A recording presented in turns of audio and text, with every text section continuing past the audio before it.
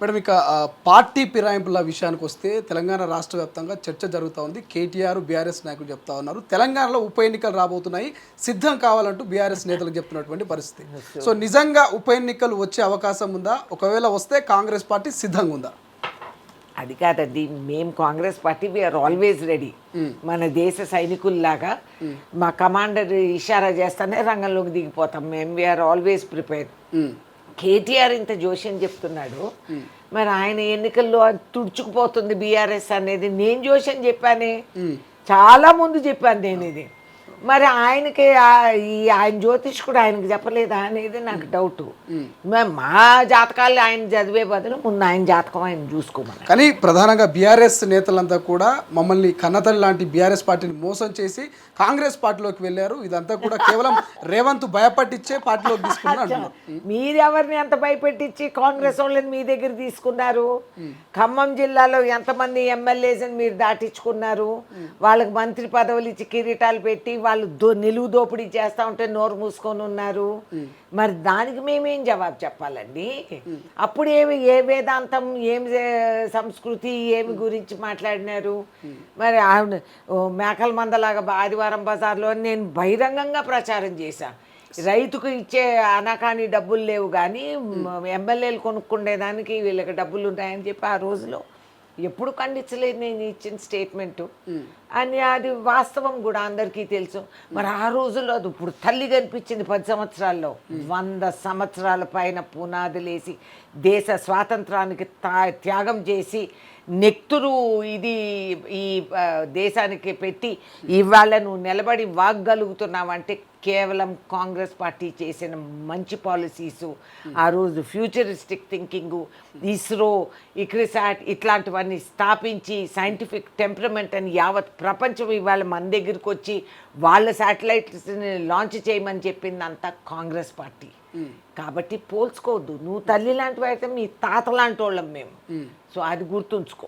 ప్రధానంగా ఖైరతాబాదు, షేర్లింగంపల్లి దానము, అటు ఆర్కేపూడి గాంధీ సిద్ధంగా ఉండాలి, ఉప ఎన్నికలు రాబోతున్నాయి అంటున్నారు. నిజంగా వచ్చే అవకాశం ఉందా? దానం నాగేందర్ భయపడతాడా? ఎన్నికలు కానీ ఉప ఎన్నికలు కానీ ఆయన ఏం భయపడేవాడు కాదు. గాంధీ అంతకంటే భయపడ్డు. వచ్చినప్పుడు చూస్తాం. అంతవరకు మీకెందుకు అంత ఆతృత?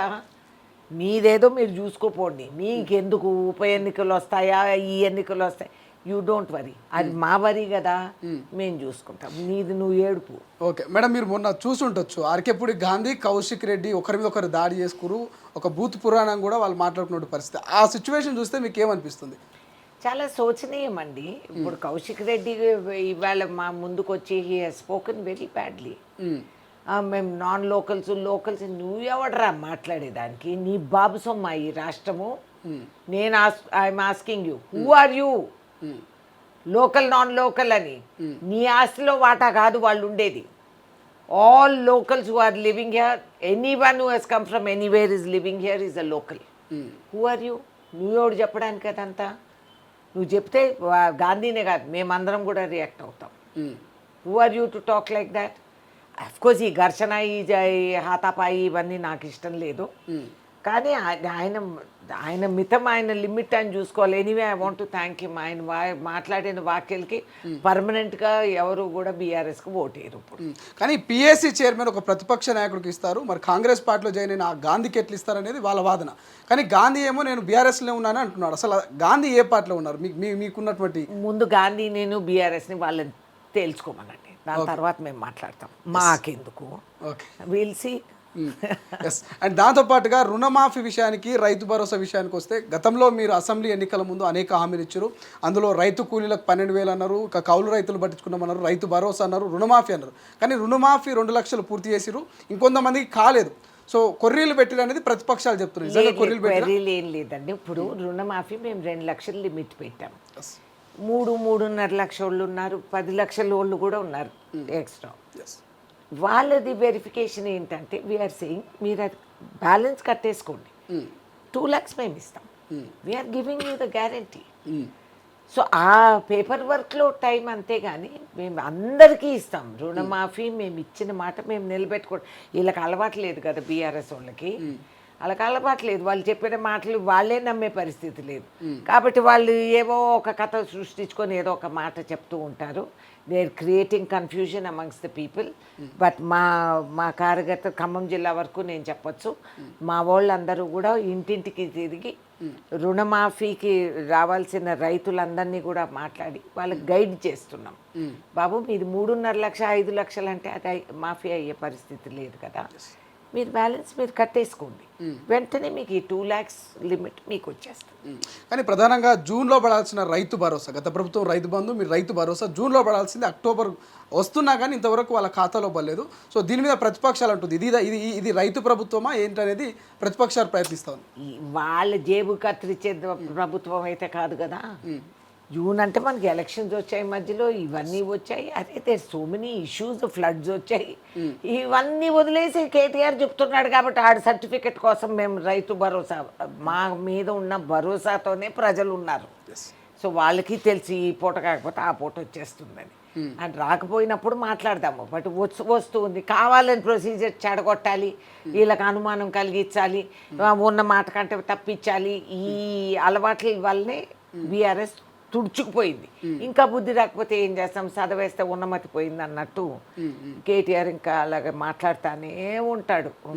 ఎట్లా మేడం, ఎట్లా చూస్తారు? గత ప్రభుత్వం రైతు బంధు అనేది అందరికి ఇచ్చింది, చెట్లకు పుట్టలకు గుట్టలకు ఇచ్చిందని మీరు చెప్తా ఉన్నారు. ఇప్పుడు రైతు భరోసా ఎట్లా ఇవ్వబోతున్నారు? హలో సార్, గత ప్రభుత్వం ఏమిచ్చింది ఏమి ఇవ్వలేదు నేను చెప్తా. ఖమ్మం జిల్లా ఒక్క జిల్లాలోనే 27,000 రైతులకి పైసా రాలేదు. నేను ఆ రోజు కూడా నేను చెప్పే కొత్త మాటలు కాదు, మీరు మీ పాత ఇవన్నీ సెర్చ్ చేయండి. ఎన్నో మీటింగ్స్లో బహిరంగ మాకు చేతులకి బేడీలేసిన ప్రభుత్వం కేసీఆర్ ప్రభుత్వం.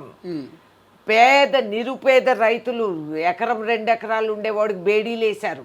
మేము ఇంటింటికి వెళ్ళి ఆ రోజుల్లో మేము పవర్లో లేకపోయినా ప్రతి రైతుకు మేము డబ్బులు అందించాము, సహాయం అందించాము, సాహసం కలిగించాము. ఏం మాట్లాడుతున్నారు వీళ్ళు? ఇంటికి చెట్టుకి గుట్టకి. అవును, నీ వాళ్ళు ఉన్న చోట చెట్లు పొట్టలు, మీరు ఇల్లు ఇచ్చిన మా ఘనకార్యాలు అన్నీ మాకు తెలుసు సార్. మీ డబుల్ బెడ్రూమ్లు ఎవరెవరికి ఆస్తులు అంతస్తులు ఉన్నోళ్ళకి నువ్వు డబుల్ బెడ్రూమ్లు కేటాయించావు, అసలు వాళ్ళు లేదు. లాటరీలో ఓన్లీ 2 పేర్లే ఉంటాయి, గిన్నె నిండుగు, ఏ పేరు తీసినా వాళ్ళదే వస్తుంది. ఈ కథలన్నీ చెప్పాలంటే ఓ దీపావళి దాటిపోతుంది. కానీ I don't want to waste my time. వాళ్ళు చేసిన ఏదో పనులకి వాళ్ళు తుడుచుకుపోయారు, నోరు మూసుకున్నాడు కూర్చోమన్నాడు. అసలైన తొలి వెలుగు. ఫాలో వాట్సాప్ @తొలి వెలుగు official.